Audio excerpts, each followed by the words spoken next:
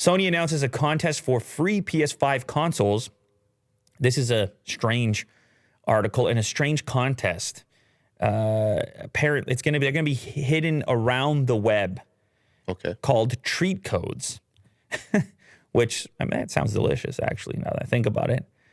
The context though is that as of this week, 14 unique codes that resemble PlayStation controller inputs are now appearing online on social media channels and even at unexpected places around the world, like high-profile events that involve sports, gaming, film, and music. I got to be looking everywhere for this thing, apparently. What do these codes do? Well, they don't automatically give you a PS5 console, but rather provide you with an opportunity to enter to win one.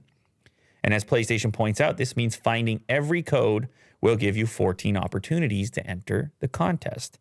Once you find a code, you will need to input it on the treat codes page on the official PlayStation website after signing up, and then compete to win by answering a skill testing question.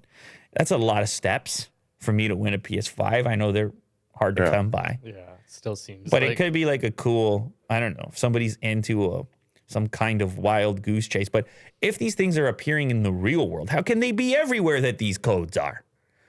Or I guess maybe. How can that be? Maybe. But it does feel like a wild Maybe chase. each code shows up across platforms and you can get it in different ways. And then over the course of a period of time, all 14 will be unveiled in different places simultaneously. So many can put together the puzzle. Anyway, I guess check PlayStation social media. You think it's like QR codes?